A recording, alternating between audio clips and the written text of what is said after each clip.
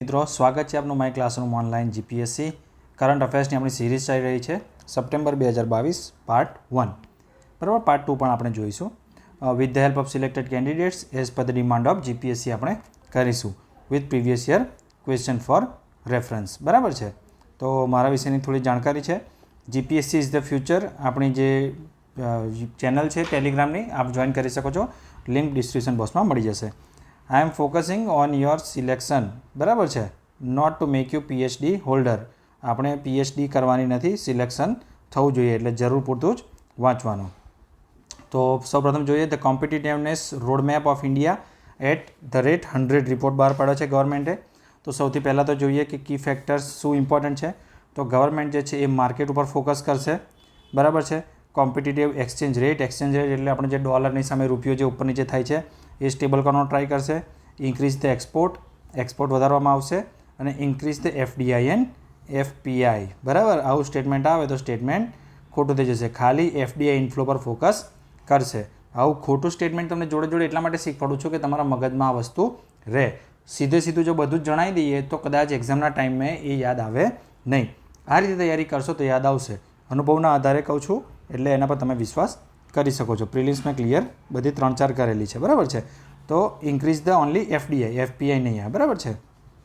ચાલો, પીસા એક્ટ 1996 ન્યૂઝમાં છે. તો જ્યાં પણ પાછળ આવું કર્યું હશે મોસ્ટ ઇમ્પોર્ટન્ટ તમે જે જીપીએસસીના જે 400 ક્વેશ્ચન્સનું ક્લાસ 1-2નું પેપર આવે છે કે બીજું તમે ડીવાયએસઓનું પકડો. બરાબર છે. તો જે પણ ક્વેશ્ચન્સ 200 માર્ક્સથી ઉપરના આવશે એમાં તમને લગભગ આ રીતના ક્વેશ્ચન જોવા મળશે જેમાં રેડ કરેલું હશે. તો એનો ફૂલ ફોર્મ છે panchayat extension to the scheduled area 1996. કયા રાજ્યોમાં લાગુ કરેલું છે? છત્તીસગઢ જે હાલમાં જે છે નોટિફાઈડ કર્યું છે એટલા માટે જે ન્યૂઝમાં છે. ગુજરાત, મહારાષ્ટ્ર ઓલરેડી નોટિફાઈડ કરેલા છે. તો આવા સ્ટેટમેન્ટ ઘણી વખત આવતા હોય છે કે આ જે રૂલ છે એ ભારતના દરેક રાજ્યમાં નોટિફાઈડ થઈ ગયેલા છે. દરેક રાજ્યમાં નોટિફાઈડ થયા નથી, ફક્ત 7 રાજ્યોએ નોટિફાઈડ કર્યા છે. કોની રિકમેન્ડેશન ઉપર આ બનાવવામાં આવ્યું હતું આ એક્ટ? તો દીપસિંહ ભુરિયા કમિટી. સિગ્નિફિકન્સ શું છે? ઘણી વખત આના પર ફોકસ કરાવે છે. યુપીએસસી પણ આના પર ફોકસ કરે છે, જીપીએસસી પણ કરે છે. તો ગ્રામસભાને પાવર આપવામાં આવશે. શેના માટેનો? તો એક તો લીકરનું લાઇસન્સ આપી શકશે, માઇનર મિનરલ્સ માટેનું લાઇસન્સ આપી શકશે, સ્મોલ વોટર બોડીઝ માટે જે છે મેનેજમેન્ટના રૂલ બનાવી શકશે અને લેન્ડ એક્વિઝિશન એટલે જ્યારે જમીન સંપાદન કરવાનું હશે તો ગ્રામસભાની મંજૂરી જરૂરી હશે. એને ક્યાં મૂકવામાં આવે છે? પાર્ટ 9 ઇન્ડિયન કોન્સ્ટિટ્યુશન આર્ટિકલ 244(1)માં. એસબીઆઈનો રિપોર્ટ છે ઇલેક્ટ્રોલ બોન્ડ ઉપર ન્યૂઝમાં છે. તો 2017-18ના બજેટમાં ઇલેક્ટ્રોલ બોન્ડ્સ લાવવામાં આવ્યા હતા. Any citizen of the India can purchase this bond. બરાબર. તો ઘણી વખત એવું પૂછે કે એની સિટીઝન ઓફ ઇન્ડિયા કે પછી ખાલી એનજીઓ કે પછી ખાલી જે કંપનીઝ એક્ટ 2013માં રજિસ્ટર છે એ કંપનીઓ જ ખરીદી શકે. તો કન્ફ્યુઝન થઈ શકે પણ એની સિટીઝન આવશે. પરચેસ કેટલામાં થશે? 1000, 10,000, 1 લાખ એ રીતના ડિનોમિનેશનમાં થશે. બરાબર છે. 15,000, 25,000 એવા મળશે નહીં. કઈ બેંક આપી શકશે? ફક્ત એસબીઆઈ જ આપી શકશે. Every political party is eligible for this fund. કોઈપણ પોલિટિકલ પાર્ટીને રિસીવ કરી શકશે. સ્ટેટમેન્ટ આવે તો લખવાનું નો. કોણ કરી શકશે? એટલીસ્ટ 1% જેને વોટ મળ્યા હોય લોકસભામાં કે વિધાનસભાની ચૂંટણીમાં એ જ પોલિટિકલ પાર્ટી જે છે એ ઇલેક્ટ્રોલ બોન્ડને એક્સેપ્ટ કરી શકશે. હવે ખરેખર કહેજો તમે ઇલેક્ટ્રોલ બોન્ડ આગળ વાંચ્યા હશે, તમને આ વસ્તુ ધ્યાનમાં હતી કે નથી? જો તમને ધ્યાનમાં ના હોય ને જો નવી જાણવા મળી હોય તો કોમેન્ટ કરજો જેથી અમારી ટીમને પણ મોટિવેશન રહે. ઇન્ડિયન એન્ટાર્કટિક એક્ટ 2022 ન્યૂઝમાં છે. તો એક તો ઇન્ડિયન એન્ટાર્કટિક જે છે એ સાઇન આવશે. India sign the Antarctic treaty 1983. 1983માં જે છે ઇન્ડિયાએ સાઇન કરેલી. મેઇન કી ફેક્ટર શું છે? તો ઇન્ડિયન જ્યુડિશિયન હવે એન્ટાર્કટિકા સુધી લંબાશે કે ઇન્ડિયાનું જે છે એ ન્યાયપાલિકાની પહોંચ જે છે એ એન્ટાર્કટિકા સુધી થશે. પણ કોના માટે? ફક્ત ઇન્ડિયન સિટીઝન માટે, ફોરેનર માટે નહીં. હા, ફોરેન સિટીઝન પર લાગુ પડશે. ક્યારે? જો ઇન્ડિયન વેસલમાં હશે તો એટલે ઇન્ડિયાના જે છે અહીંથી ક્રૂમાં ગયા હશે તો લાગુ પડશે. ત્યાં કંઈ પણ કામ કરવા માટે એક પરમિશન લેવી પડશે. જેની કમિટી હશે ચેર કોણ કરશે? સેક્રેટરી કોણ? Ministry of earth and science. તો અર્થ અને સાયન્સ મિનિસ્ટ્રીના જે મંત્રાલયના જે સેક્રેટરી હશે એમની કમિટી જે છે એ મંજૂરી આપશે. ત્યાં પ્રોહિબિશન શેના માટે છે? તો કોઈ એનિમલ લાવવાની કે લઈ જવાની છૂટ નથી. બરાબર. ત્યાં માઇનિંગની છૂટ નથી. ત્યાંથી કોઈ પ્લાન્ટ લાવવાની છૂટ નથી કે લઈ જવાની છૂટ નથી. કોઈ વેસ્ટ ડિસ્પોઝલની છૂટ નથી.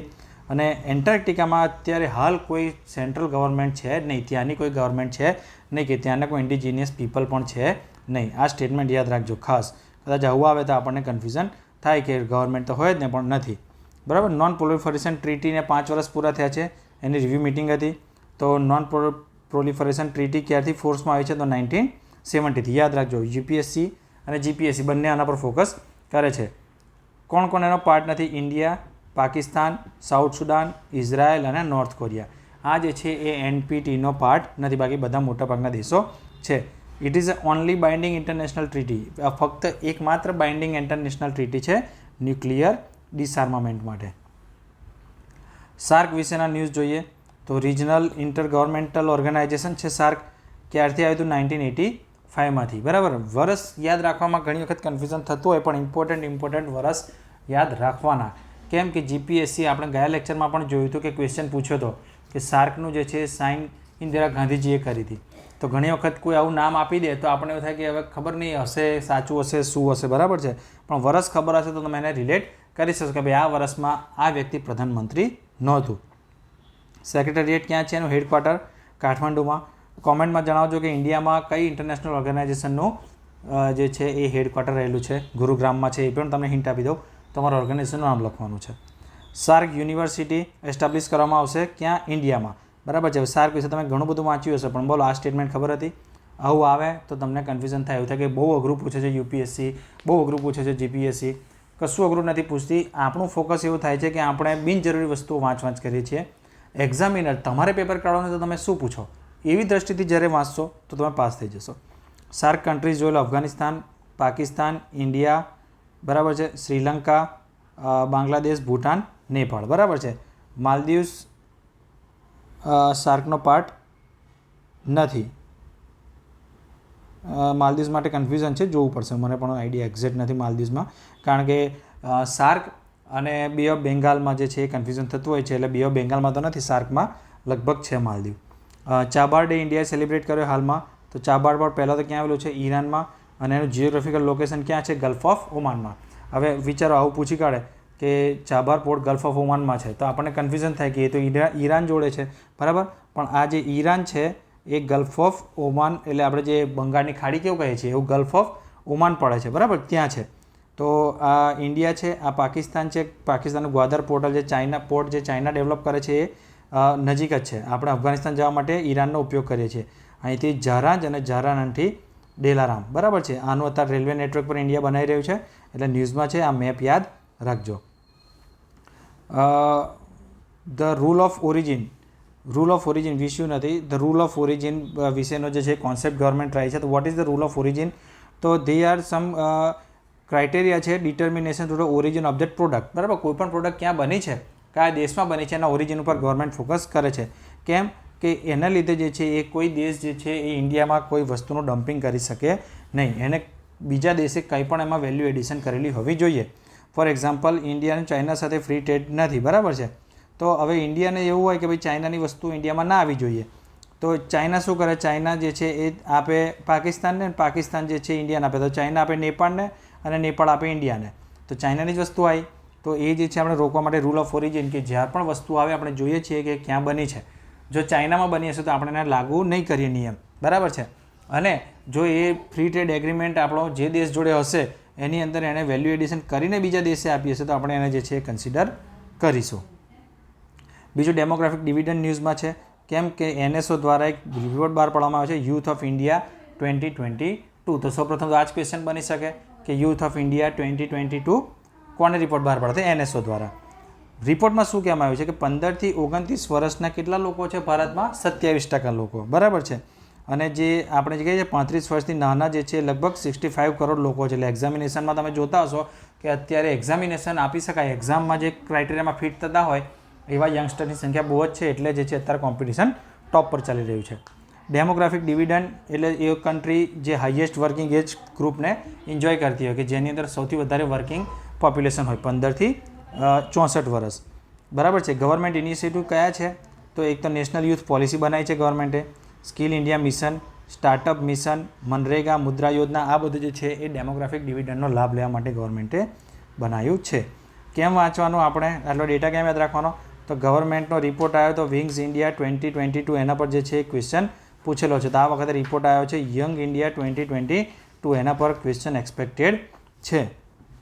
બીજું કે ગવર્મેન્ટનો કોઈ પણ આવો રિપોર્ટ આવે તો જો IMF ઉપર એક રિપોર્ટ આવ્યો તો આટલા ટકા વધારો, આટલા ટકા આ બરાબર છે, આવો ક્વેશ્ચન પૂછેલો છે GPSCએ. તો આમાં પણ પૂછાઈ શકે છે કે વર્કિંગ એજ ગ્રુપ કેટલાથી કેટલા પ્રકારની હતી હાલમાં જે રિપોર્ટ આવ્યો એમાં, બરાબર છે. તો એ વસ્તુ છે. આને સોલ્વ કરવાની એટલા માટે જરૂર નથી કે હવે સેમ ક્વેશ્ચન નહીં આવે. ડિજિટલ ટેક્સ જે છે એ ગવર્મેન્ટે લાગુ કર્યો છે, તો ડિજિટલ ટેક્સ માટે આપણે જોઈએ તો એ કોનું છે, તો પ્લાન છે G24 ગ્રુપનું. Digital tax is a service tax, બરાબર છે. એ OECDના 2 પિલર પ્લાન પ્રમાણે લાગુ કરવામાં આવ્યો છે. તે પણ યાદ રાખજો કે OECD દ્વારા જે છે એને રિકમેન્ડ કરવામાં આવ્યો હતો. 137 કન્ટ્રી ઇન્ક્લુડિંગ ઇન્ડિયા એનો પાર્ટ છે, બરાબર છે. ડિજિટલ ટેક્સ કોના પર લાગશે, તો નોન રેસિડેન્શિયલ કંપની હશે જેમ કે ગૂગલ અને ફેસબુક, એ ઇન્ડિયાની કંપની નથી, બરાબર, અને હેડક્વાર્ટર USAમાં છે, પણ એ લોકો ઇન્ડિયામાં બિઝનેસ કરે છે અને એડવર્ટાઇઝમેન્ટ કરીને પૈસા કમાય છે, તો એના પર ટેક્સ તો લાગે ને, બરાબર છે. તો એના માટેનો છે. ઇન્ડિયન ઇન્કમ ટેક્સ એક્ટ એને કવર કરે જ છે. તો આ સ્ટેટમેન્ટ આવે તો ઘણી વખત આપણને એવું લાગે કે ઇન્ડિયન ઇન્કમ ટેક્સ એક્ટ જે છે એ ખાલી ઇન્ડિયા માટે છે, પણ આવી કંપનીઓ જે ઇન્ડિયામાં કામ કરે છે, ભલે બહારની છે, એને પણ કવર કરે છે. તો હવે નાની નાની વસ્તુ યાદ રાખજો. રિજનલ રૂરલ બેંક ન્યૂઝમાં છે, તો કોના આધારે આ રિજનલ રૂરલ બેંક અસ્તિત્વમાં આવ્યા હતા, તો નરસિમ્હા વર્કિંગ ગ્રુપે એની રિકમેન્ડ કરી હતી. રૂરલ બેંક 1976 અંતર્ગત પણ આવશે અને RBI એક્ટ 1934 અંતર્ગત પણ એનું જે છે એને કંટ્રોલ કરવામાં આવે છે. They are covering the rural and semi urban area, બરાબર છે, કે રૂરલ અને સેમી અર્બન એરિયાને કવર કરે છે. અહીંયા સેમી કાઢી નાખે અને ખાલી અર્બન લખી દે તો સ્ટેટમેન્ટ રોંગ થઈ જશે, બરાબર છે. તો they are providing debit card, credit card, mobile banking, internet banking, બરાબર. તો રૂરલ બેંક વિશે નીચેનામાંથી કયા વિધાન સાચા છે? વિધાન નંબર 1 કે એ રૂરલ પ્લસ અર્બન એરિયામાં સેવા આપે છે. બીજું કે એ ક્રેડિટ કાર્ડ, ડેબિટ કાર્ડ આપતા નથી. તો બની શકે કે આપણને કન્ફ્યુઝન થઈ શકે કે પહેલું સ્ટેટમેન્ટ સાચું હશે અને બીજું ખોટું હશે, પણ બંને વચ્ચે વિચારવાની જરૂર છે કે એ ખાલી રૂરલમાં અને સેમી અર્બનમાં જ આપે છે, અર્બનમાં આપતા નથી, અને ડેબિટ કાર્ડ, ક્રેડિટ કાર્ડ આપે છે. ગવર્મેન્ટ એમ્પ્લોયર જે છે એ લોકોને સેલેરી બી પૂરી, મતલબ એ એકાઉન્ટ બની આપે, એ બીજું કંઈ મોટું નથી. તો કેમ આવું વાંચવાનું? હવે આ જોઈ લો, they are providing 81% of lending in rural area, બરાબર. રૂરલ એરિયામાં જે પ્રાયોરિટી સેક્ટર લેન્ડિંગ થાય છે એનું 81% જે છે એ રિજનલ રૂરલ બેંક દ્વારા કરવામાં આવે છે. કેમ વાંચવાનું? તો જો પ્રધાનમંત્રી જીવન યોજના ન્યૂઝમાં હતી, તેમાં પૂછ્યું હતું કે ગ્રામીણ અને શહેરી રોજગારની તકો ઊભી કરવા માટે, બરાબર. જેમ મેં આગળ તો એમાં એક્ઝામ્પલ આપ્યું એમ, તો આની અંદર પણ પૂછાઈ શકે કે અર્બન અને રૂરલ, તો બંને સાચા નહીં આવે, બરાબર છે. આના જેવું છે, આ પણ ગ્રામીણ માટે જ છે. તો આ રીતે તૈયારી કરવી પડશે તો જ સિલેક્શન થશે, નહીં તો વાંચે જ કરશો તમે એવું થશે. Gold mining rules in India, તો ઇન્ડિયા વર્લ્ડનું સેકન્ડ બિગેસ્ટ કન્ઝ્યુમર છે, બરાબર. યાદ રાખજો સેકન્ડ છે, ફર્સ્ટ નથી. જનરલી આપણને કન્ફ્યુઝન હોય કે ફર્સ્ટ હશે, ફર્સ્ટ ચાઇના છે, બરાબર. ઇન્ડિયામાં કયા રાજ્ય જોડે સૌથી વધારે છે યાદ રાખવાનું, કર્ણાટક જોડે.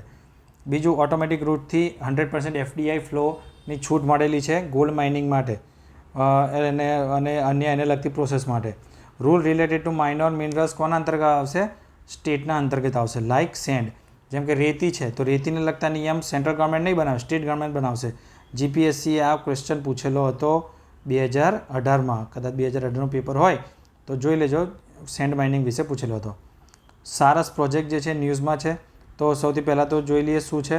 તો સાસ પ્રોજેક્ટ જે છે કોઈ હેલ્થ રિલેટેડ ઇસ્યુ નથી, સોફ્ટવેર સર્વિસ છે. કયું કે બરાબર, સોફ્ટવેર સર્વિસ, બસ આટલું યાદ રાખો. તેના પછીનું એક ઇમ્પોર્ટન્ટ છે બ્લુ બોન્ડ. તો બ્લુ બોન્ડને કોણ પ્રમોટ કરશે? SBI. તો ફંડિંગ માટે જે છે એ કામ લાગશે. બ્લુ ઇકોનોમી માટે એને જે છે એ વર્ક કરવામાં આવશે. Ocean mining, sustainable facing service of Indian energy policy, બરાબર છે. તો ઓફશોર વિન્ડ પોલિસી જે છે એના માટે કામ લાગશે અને બ્લુ ઇકોનોમી માટે કામ લાગશે. શું? Blue bond. અને સાર્સ પ્રોજેક્ટ અલગ છે, સોફ્ટવેર સર્વિસીસ છે. અટલ પેન્શન યોજના ન્યૂઝમાં છે, તો according to new rule income tax payer will not be eligible for Atal pension Yojana. તો જે પણ ઇન્કમ ટેક્સ પેયર હશે એવા અટલ પેન્શન યોજનાનો લાભ લઈ શકશે નહીં. આ ખૂબ જ ઇમ્પોર્ટન્ટ સ્ટેટમેન્ટ છે.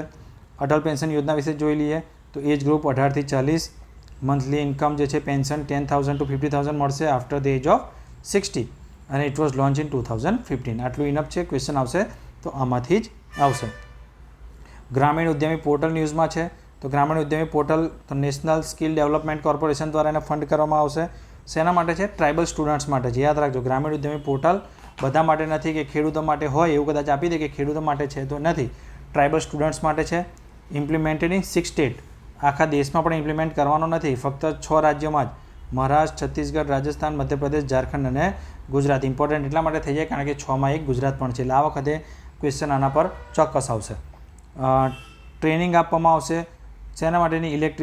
ઇલેક્ટ્રિશિયનની, પ્લમ્બિંગની, મિકેનિક, બરાબર છે, રૂટીનમાં જે પોતાનું કામ કરી શકે એના માટેની.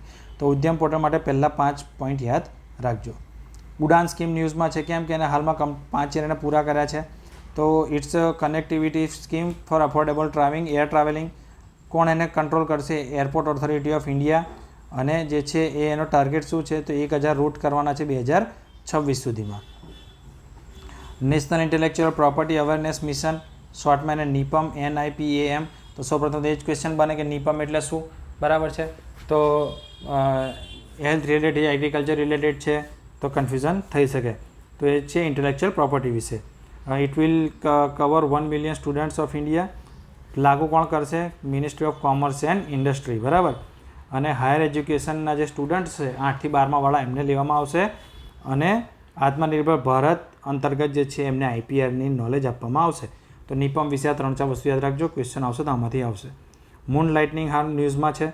મૂન લાઇટનિંગ એટલે શું છે કે પરમેનન્ટ વર્ક કોઈ કંપનીમાં કરતા હોય અને પાર્ટ ટાઈમ એટલે કંપનીના ટાઈમ પછી બીજી કોઈ જગ્યાએ વર્ક કરતા હોય, એટલે મૂન લાઇટ રાત્રે કામ કરે.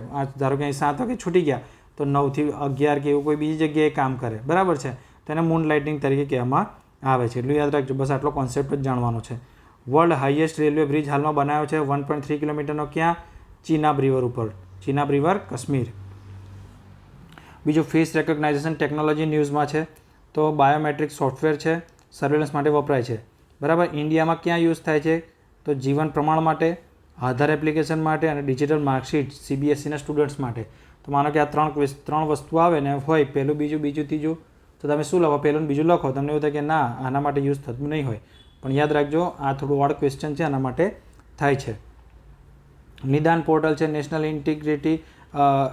Integrity database for narco offender. જે નાર્કોના ઓફેન્ડર હોય છે, બરાબર, એના માટેનું એક ડેટાબેઝ બનાવવાનો છે કે આખા દેશના જેટલા પણ ઓફેન્ડર્સ છે, જેટલા પણ જે છે ગુનામાં સપડાયેલા છે, બધાની ડિટેલ એક જગ્યાએ એજન્સીને મળી જાય. તો આ રીતનું પહેલું છે, એટલે ન્યૂઝ એટલે એના પર ફોકસ વધારે કરવાનો. વન સ્ટોપ છે નેશનલ ઓફેન્ડર માટેની ડિટેલ માટે. કોણે બનાવ્યું છે? તો ઓબ્વિયસ વસ્તુ છે નાર્કોટિક કંટ્રોલ બ્યુરો. અહીં બરાબર છે, નાર્કોટિક કંટ્રોલ બ્યુરો દ્વારા બનાવવામાં આવ્યું છે. ઇમ્પોર્ટન્ટ એક્સરસાઇઝ જે ન્યૂઝમાં છે એ જોઈ લઈએ. વિનબેક્સ એક્સરસાઇઝ છે ઇન્ડિયા વિયેતનામ. વજ્ર પ્રહાર ઇન્ડિયા US. અલ નઝાન ઇન્ડિયા ઓમાન, બરાબર છે. અને હેન્ડ ઇન હેન્ડ એક્સરસાઇઝ કોની છે? તમારે કોમેન્ટમાં રિપ્લાય કરવાનો છે. જો આની અંદર એક્સરસાઇઝમાં છે ને, હવે એ એર એક્સરસાઇઝ છે કે નેવલ એક્સરસાઇઝ છે એ બધામાં પડવાની જરૂર નથી, ખાલી નામ જ યાદ રાખી લેવાના. આવશે તો નામ જ આવશે.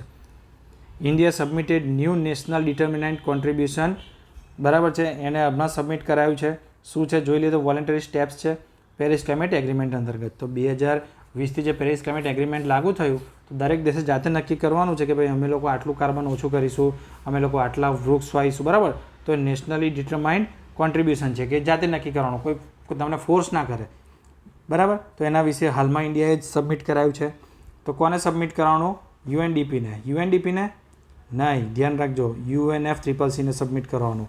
આમાં બહુ ટ્રિકી ક્વેશ્ચન બને. જો મારે પેપર સેટમાં તો UNDP જ લખવું, એટલે મેજોરિટીને એવું લાગે કે ના UNDP જ હશે, પણ UNCCC આવશે. India will focus on Panchamrit. India કીધું છે પંચામૃત પર ફોકસ કરીશું અને નેટ 0 જે છે એમિશન 2070 સુધી લઈ આવીશું, બરાબર. ફરી આ રેડ આવી ગયું એટલે ધ્યાન રાખજો કે નયા ટાર્ગેટ કયા છે ઇન્ડિયાના. તો પહેલાં જે છે એ બધું વિડીયોઝ નહીં આવે, કાર્બન એમિશન આવશે. તો 45% કાર્બન એમિશન હતું 2030 સુધીમાં, બરાબર છે. તો 2005 જે છે ને 2000 હતું, પહેલાં 2033-35% હતું, હવે 45% થઈ ગયું. તો નવો ટાર્ગેટ કેટલો છે? 45%નો. પહેલાં કેટલો હતો? 33-35%નો. એવી રીતે electricity by non fossil fuel previously કેટલા નક્કી કર્યા હતા કે 40% એનર્જી અમે નોન ફોસિલ ફ્યુઅલથી બનાવીશું. નવો ટાર્ગેટમાં 50 કરી દીધું છે. અને જે 2 બિલિયન ટન કાર્બન સિંક કરવાનું હતું એ કોમન છે. તો 2 ટાર્ગેટ ચેન્જ થયા છે, આ ટાર્ગેટ એમનો એમ છે. તો યાદ રાખજો 45% કર્યું છે 35નું અને 40નું 50% કર્યું છે. ન્યૂ રામસર સાઇટ ફરી રેડ, આના પર બી ક્વેશ્ચન એક્સપેક્ટ કરી શકો છો એન્વાયરમેન્ટમાં કે ઇન્ડિયામાં હવે કેટલી થઈ ગઈ છે? તો 75 થઈ ગઈ છે. ડેફિનેશન શું છે? રામસર સાઇડની, તો એક પ્રકારની જે વેટલેન્ડ્સ છે જેમાં પાણી ભરેલું હોય, બરાબર, સિમ્પલ વસ્તુમાં, અને પરમેનન્ટ હોઈ શકે છે અથવા તો જે છે એ સિઝનલ હોઈ શકે છે, પણ 6 મીટરથી ઊંડી હોવી જોઈએ નહીં. રિલેટેડ ટુ રામસર કન્વેન્શન 1971 અને મોન્ટ્રીએક્સ રેકોર્ડ, જે પણ રામસર સાઇટ જે હોય છે, બરાબર છે, એને મોન્ટ્રીએક્સ રેકોર્ડ રામસર સાઇટ સાથે જોડાયેલું છે. યુપીએસસી 2017માં ક્વેશ્ચન પૂછેલો, બહુ જ સિમ્પલ ક્વેશ્ચન હતો કે મોન્ટ્રીએક્સ રેકોર્ડ નીચેનામાંથી કોની સાથે જોડાયેલું છે? યુએનઈપી સાથે, રામસર સાઇટ જોડે, આની જોડે, તેની જોડે, તો રામસર કન્વેન્શન જે 1971 હતું એની સાથે જોડાયેલું છે. નો ન્યૂ સાઇટ ઇન ગુજરાત, આ વખતે આ જે નવી સાઇટ છે એમાં ગુજરાતમાં કોઈ નથી. ખીજડીયા વાઇલ્ડ લાઇફ સેન્ચ્યુરીને જે છે એ થોડા સમય પહેલાં ઓલરેડી ડિક્લેર કરેલી છે. બીજું ફરી રેડ ધ્યાન રાખજો કે ગવર્મેન્ટ એલોકેશન કર્યું છે 5G માટેનું, તો 5G માટે કયા છે? તો ગવર્મેન્ટે જે છે 600, 800 ને 2300, અને 5G માટે ખાસ 3300 મેગાહર્ટ્સ અને 2600 ગીગાહર્ટ્સ જે છે એ 5G માટે ગવર્મેન્ટે રાખ્યા છે. સ્પેક્ટ્રમ શું છે? ગવર્મેન્ટની એક એસેટ છે, રેડિયો ફ્રીક્વન્સી. સરકાર કહે કે ભાઈ અમે જે અમારું વાતાવરણ, જે હવા પાણી, અમારી જે જગ્યા છે એને સ્પેક્ટ્રમ કહેવાય એક પ્રકારનું, એ ગવર્મેન્ટ પ્રાઇવેટને આપે જેથી ઉપયોગ કરી શકે પ્રાઇવેટવાળા ટેલિકોમ માટે, બરાબર છે. તો કેમ વાંચવાનું? તો આ રીતનું પૂછાયેલો છે. જો એ વખતે 4G ન્યૂઝમાં હતું તો કેટલાથી કેટલા હર્ટ્ઝ, સેમ ક્વેશ્ચન પૂછેલો છે ને, 1800 થી 1800, આમાં બંને સાચા આવશે, સી આન્સર સાચો છે, પણ એને ગોખવાની જરૂર નથી. વસ્તુ ફોકસ આ કરવાનો છે કે આ વખતે આ પૂછાશે તો આ 3300 અને 2600 વાળું પૂછાશે. WHO રિપોર્ટ આવ્યો છે ટીબી ઉપર, તો બેક્ટેરિયલ છે, એક તો યાદ રાખજો, વાયરલ નથી. નામ શું છે? માઇકોબેક્ટેરિયમ ટ્યુબરક્યુલોસિસ. વેક્સિન કઈ છે? ટીબી માટેની BCG. એર થ્રુ સ્પ્રેડ થાય છે? હા. પલ્મોનરી અને એક્સ્ટ્રા પલ્મોનરી ટીબી જેવું કંઈ હોય છે? હા. સરકારી કોઈ એના માટે પોર્ટલ છે? યસ, નિક્ષય પોર્ટલ, બરાબર. યાદ રાખવું, ક્ષય પોર્ટલ, ક્ષયનો મતલબ થાય ટીબી, નિક્ષય, બરાબર, યાદ રહી જશે. અને ઇન્ડિયાને ટીબી ફ્રી ક્યાં સુધી ગણવું છે? 2025 સુધીમાં. ટીબી પર ક્વેશ્ચન આવશે તો આટલામાંથી જ આવશે. કેમ વાંચવાનું? જો જાપાનીઝ એન્સેફેલાઇટિસ વિશે ક્વેશ્ચન પૂછો તો, બરાબર છે, કે આ રીતે છે, વાયરલ છે, આ છે, તો આ વખતે ટીબી ઉપર ક્વેશ્ચન આવી શકે છે. એ જ રીતે મ્યુકર માઇકોસિસ પર બી ક્વેશ્ચન પૂછ્યો તો કે આ રીતનું મેટાબોલિઝમ થઈ જાય છે કે જેના રીતે ઇન્ફેક્શન લાગે છે અને મનુષ્ય આ રીતે કોન્ટેક્ટમાં આવે છે, તો આમાં જે છે બી સાચો આવશે, બરાબર. તો વસ્તુ એ છે, એને ગોખવાની જરૂર નથી. ફરી કહું છું, ટીબી પર ફોકસ કરજો, આ વખતે ક્વેશ્ચન ટીબી પર આવશે. લંપી વાયરસ ન્યૂઝમાં છે, આપ સૌ જાણો છો. લંપી વાયરસ માટે એક વસ્તુ જરૂર જાણજો કે તમે જે વાંચ્યું હશે, અને હું તમને કહું એટલામાં ફરક છે કે નહીં જોજો. Lumpy is A skin disease, બરાબર, એ વેક્ટર બોર્ન ડિઝીઝ છે, બરાબર છે. અને કેપ્રી વાયરસ કરીને જે છે, જે એના દ્વારા એ ફેલાય છે, અને એ ગોટ પોક્સ અને શીપ પોક્સ પ્રકારના એક વાયરસ છે, એના દ્વારા ફેલાય છે, બરાબર છે. બીજું કે ઇન્ફેક્ટેડ જે પશુ હોય છે તરત વેટ લોસ ચાલુ થઈ જાય છે, એનો વેટ લોસ ચાલુ થઈ જશે, અને એક ઝૂનોટિકલ ડિઝીઝ નથી. ઝૂનોટિકલ ડિઝીઝ એટલે પ્રાણીઓમાંથી મનુષ્યમાં ફેલાય, આ પ્રાણીમાંથી મનુષ્યમાં ફેલાતો નથી એટલે ઝૂનોટિકલ નથી. જો કન્ફ્યુઝન થાય, આવે ઝૂનોટિકલ તો આપણે થાય કે હા પ્રાણીમાં થાય છે ને, હા જ હશે, બરાબર, ઝૂનોટિકલ નથી. ગોટ પોક્સ ને શીપ પોક્સ બી તમને કદાચ નહીં ખબર હોય. આ 3 વેટ લૂઝ થવા માંડે છે, આ સિમ્ટમ પણ નહીં ખબર હોય. તો લંપી વાયરસ પર આ વખતે ક્વેશ્ચન એક્સપેક્ટેડ થઈ શકે છે, જેવું મુખ્ય માઇકોસિસ પર હતો, બરાબર. અનંગતા લેક ન્યૂઝમાં છે, તો એને જે છે નેશનલ ઇમ્પોર્ટન્ટ સાઇટ તરીકે ડિક્લેર કરવામાં આવી છે, બરાબર છે. ખાલી એટલું જ યાદ રાખવાનું કે એ દિલ્હીમાં છે. ટુ બી કન્ટિન્યુ રહેશે આપણી સિરીઝ. લાઇક, શેર, સબસ્ક્રાઈબ કરજો મિત્રો, આપના મિત્રોને પણ જણાવજો. We are focusing on your selection, not to make you PhD holder. ફરી કહું છું કે મારો ધ્યેય છે તમારે નોકરી અપાવડાવવાનો, પાસ કરવાનો, PhD બનાવવાનો નહીં. PhD કરવા જશો તો રહી જશો, બરાબર. નોટ બનાવજો. GPSC is the future channel છે, લિંક ડિસ્ક્રિપ્શન બોક્સમાં છે, આપ એને જોઈન કરી શકો છો. પાર્ટ 2 જલ્દી આવશે. Thank you. જય હિન્દ.